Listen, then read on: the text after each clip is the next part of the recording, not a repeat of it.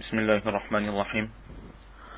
وعن ابن عباس رضي الله تعالى عنهما قال: إن وفد عبد القيس لما أتوا النبي صلى الله عليه وسلم قال رسول الله صلى الله عليه وسلم: من القوم أو من الوفد؟ قالوا: ربيعة. قال: مرحبا بالقوم أو بالوفد غير خزايا ولا ندامة. قالوا: يا رسول الله، إنا لا نستطيع أن نأتيك إلا في الشهر الحرام، وبيننا وبينك هذا الحي من كفار مضر، فمرنا بأمر فصل نخبر به من وراءنا وندخل به الجنة. وأسألوه عن الأشربة فأمرهم ب4 ونهاهم عن 4. أمرهم بالإيمان بالله وحده. قال: أتدرون ما الإيمان بالله وحده؟ قالوا: الله ورسوله أعلم. قال: شهادة أن لا إله إلا الله وأن محمد رسول الله، وإقام الصلاة وإيتاء الزكاة وصيام رمضان، وأن تعطوا من المغنم الخمسة. ونهاهم عن 4: عن الحنتم والدباء والنقير والمزفة. وقال: احفظوهن وأخبروا بهن من وراءكم. متفق عليه. Bismillahirrahmanirrahim. Donc la dernière fois, nous avions déjà vu la biographie de ce narrateur, Hazrat Abdullah ibn Abbas radiyallahu ta'ala anhuma.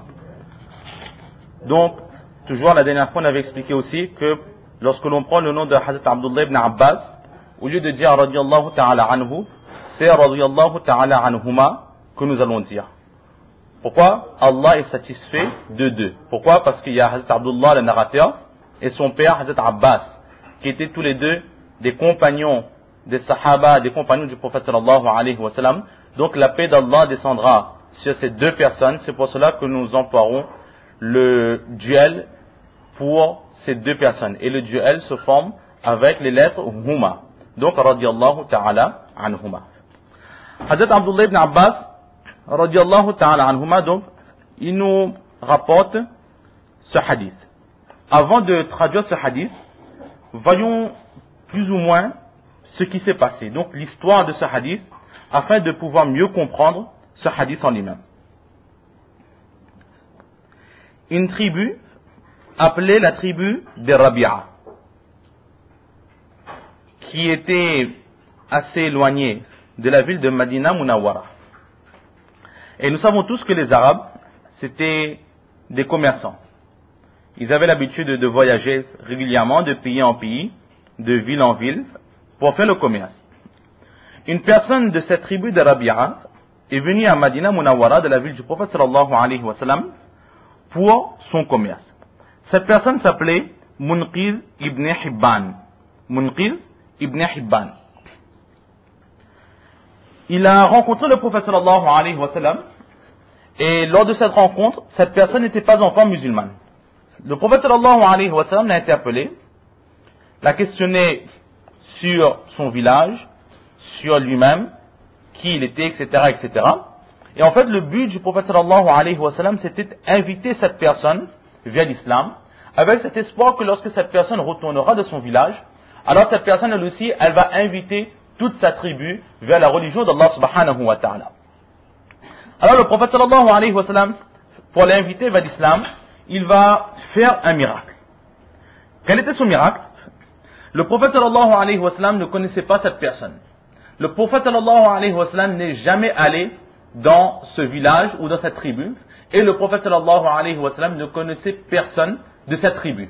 Et cette tribu aussi ne connaissait certainement pas le prophète sallallahu alayhi wa sallam, ou s'il connaissait, c'était simplement de nom. Étant donné que petit à petit, dans toute la péninsule arabe, le bruit commençait à courir, ou le bruit courait déjà, qu'une personne se proclame prophète d'Allah sallallahu alayhi wa sallam. Donc le prophète sallallahu alayhi wa sallam, il va faire ce miracle que ne connaissant personne de cette tribu, ne connaissant même pas cette personne appelée Munqidh ibn Hibban, malgré cela, avec l'aide d'Allah subhanahu wa ta'ala, le prophète sallallahu alayhi wa sallam va questionner cette personne sur toutes les personnes, sur tous les notables de sa tribu. Il va prendre le nom de chaque notable, un à un, et questionner qu'un tel, qu'est-ce qu'il fait? Est-ce qu'un tel fait toujours ça en ce moment? Est-ce qu'un tel, il avait des problèmes d'argent dernièrement? Est-ce qu'il a réussi à régler son problème? Un tel avait des problèmes avec sa famille? Est-ce qu'il a pu régler ses problèmes, etc.? petit à petit, il a commencé à poser plein de questions sur tous les notables de cette tribu. Les notables, ce sont des gens respectueux et respectables, et théoriquement, les notables sont reconnus. La raison pour laquelle peut-être que le prophète sallallahu alayhi wa sallam a questionné sur ces notables, en espérant que cette personne-ci soit au courant de ce qui se passe chez ces notables. Donc le prophète sallallahu alayhi wa sallam commence à poser plein de questions de cette sorte, et c'est là que Munqidh ibn Hibban, radiallahu ta'ala anhu, il va se rendre compte que le prophète sallallahu alayhi wa sallam n'est pas une personne à part entière. Effectivement, il a l'aide d'Allah subhanahu wa ta'ala avec lui.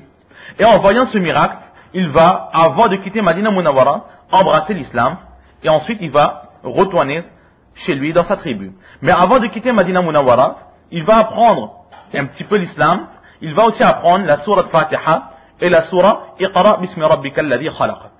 Il va apprendre ces deux sourates, et ensuite il va retourner chez lui.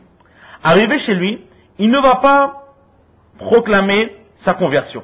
Mais au contraire, chez lui, il va cacher sa conversion. Il aura avec lui un petit livre, ou un livre dans lequel il y a ces deux sourates écrites peut-être, ou autre chose. Il va le cacher chez lui. Il ne va montrer à personne, même pas à son épouse. Mais une fois, son épouse a découvert la conversion de son mari. Et elle a aussitôt refusé d'accepter à son tour l'islam. Mais au contraire, elle était très mécontente de son mari, et elle quitta sa maison, et alla immédiatement voir son père. Et le père de cette femme n'était personne d'autre, sinon que le chef de cette tribu, appelé Munzir. Donc Munzir, c'était le chef de cette tribu, donc sa fille vient se plaindre de son mari, que voilà, il est parti à Madina, il a accepté cette religion de l'islam. Ce Munzir, ce chef en question, il était intrigué sur cette nouvelle religion. Il va appeler Munqidh ibn Hibban, son gendre, et là va le questionner sur l'islam, sur le peu qu'il a pu apprendre durant son séjour à Madina, le peu qu'il a pu apprendre avec le prophète sallallahu alayhi wa sallam, et il va lui aussi être attiré vers cette religion. Et il va lui-même accepter sa religion, et lui, en tant que chef, étant donné que c'est le chef de la tribu, ses paroles sont plus rapidement acceptées qu'un simple citoyen. Ben, ce Munzir, il va lui-même commencer à propager cette religion de l'islam avec le peu de connaissances qu'ils avaient. Sur la Fatiha, Alhamdulillahi Rabbil Alamin, et la surah Iqra bismi rabbika alladhi khalaq. Avec peut-être quelques commandements que le prophète sallallahu alayhi wa sallam il a dû donner, mais rien de plus. Et toute la tribu, même l'épouse de Munqidh qui à l'origine avait réfuté cette religion, elle va elle aussi accepter cette religion. Mais maintenant, qu'est-ce qui se passe? Ils sont convertis, ils sont donc, pour la majorité, la masse de cette tribu, accepter l'islam, mais ils sont conscients qu'ils n'ont pas la connaissance nécessaire pour pratiquer la religion. Ils sont conscients qu'ils ont une connaissance infime. La seule connaissance qu'ils ont, c'est les simples sourates, les deux sourates que Hazrat Munqidh ibn Hibban radiallahu ta'ala il a amenées, et sans plus. Donc ils se sont dit que maintenant que nous avons accepté cet islam, nous avons un devoir. Donc nous devrons aller voir le prophète sallallahu alayhi wa sallam et essayer d'apprendre un peu plus. Le problème c'est quoi? C'est que entre Madina Munawwara et cette tribu des Rabi'a, il y a une autre tribu. C'est la tribu qui est appelée la tribu des Muzar. Et en fait, c'est entre la tribu des Rabi'a et la tribu des Muzar, il y avait une mésentente et très souvent des querelles et des disputes. Donc, les gens des Rabi'a, les gens de la tribu des Rabi'a, ils hésitaient souvent, ils réfléchissaient souvent à 2 reprises avant de quitter leur tribu pour faire un voyage, de crainte que les Muzar ne viennent les attaquer. Ces Muzar, qui sont-ils exactement? En fait, il y a 4 tribus. La tribu des Muzar, la tribu des Rabi'a, la tribu de Zayd et la tribu des Anmar. 4 tribus qui sont descendants d'un même père. À l'origine, leur ancêtre n'était qu'une seule personne, un père qui a eu 4 enfants. Et de ces 4 enfants s'est propagé ces 4 tribus, les Rabi'a, les Muzar, les Zayd et les Anmar. Mais apparemment entre eux, il y avait des querelles, il y avait des disputes, et surtout entre ce que nous connaissons, nous apprenons de ce hadith, c'est qu'entre les Rabi'a et les Muzar, il y avait cette dispute-là. Donc, c'était très difficile pour eux aussi d'envoyer constamment des personnes à Madina pour apprendre l'islam, pour revenir les enseigner. Donc, qu'est-ce qu'ils ont fait? Ils ont fait un groupe de personnes, le chef Munzir, il a décidé de faire un groupe de personnes, parce qu'il n'était pas possible non plus d'emmener toutes les personnes à Madina Munawara. Si toutes les personnes allaient à Madina, il était fort possible que les Mouzab prennent possession, contrôle de leur tribu. Donc certaines personnes sont restées chez eux, et un groupe a quitté la tribu pour aller à Madina Munawara. Maintenant, dans ce groupe, combien de personnes est-ce qu'il y avait? Il y a des divergences. Certaines personnes disent qu'il y avait 14 personnes. D'autres personnes relatent 40 personnes.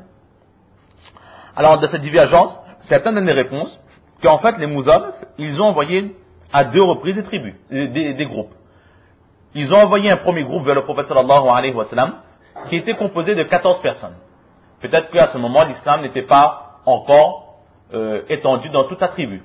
La seconde fois, c'est un groupe de 40 personnes qui va se rendre au prophète sallallahu alayhi wa sallam. Et il y a une troisième narration qui dit qu'en tout, ils étaient 300 personnes. 300 personnes. Donc là, qu'est-ce qu'on va dire? On va dire que peut-être qu'effectivement, ils étaient 300 personnes. Il y avait beaucoup de simples citoyens. Mais parmi ces 300 personnes, il y avait 40 notables et il y avait 14 chefs de famille ou 14 personnes qui étaient considérées comme des chefs. Comme par exemple, Munzir, c'était on va dire par exemple le président, et puis il y avait ses ministres. Donc il y avait en tout 14, et en tout et pour tout, les notables et les chefs et les simples citoyens, en tout et pour tout, cela fait 300 personnes qui se sont déplacées pour rencontrer le prophète sallallahu alayhi wa sallam. Et avant même leur arrivée, lorsque le prophète sallallahu alayhi wa sallam, il a vu ce groupe venir à sa rencontre, il a dit à ses compagnons qui étaient présents que les meilleures personnes, la meilleure tribu de l'Est est venue vous voir. Et parmi eux, il y a celui qui est blessé au visage. La meilleure des tribus, c'est quoi? C'était justement cette tribu de Rabi'a qui était venue voir le prophète sallallahu alayhi wa sallam. Et d'après les paroles du prophète sallallahu alayhi wa sallam, on peut comprendre que cette tribu était située à l'est de Madina Munawara. Et parmi eux, il y a celui qui est blessé au visage. C'est qui? C'est en fait Munzir, le chef de cette tribu. Il était dans ce groupe, il était venu lui aussi rencontrer le prophète sallallahu alayhi wa sallam en personne. Mais selon cette narration, il est dit qu'il avait une blessure assez visible au visage. Une blessure assez visible au visage. Et donc, il était surnommé, donc, en arabe, la personne qui a une blessure au visage, on dit que cette personne est Ashaj. Ashaj, c'est une blessure au visage.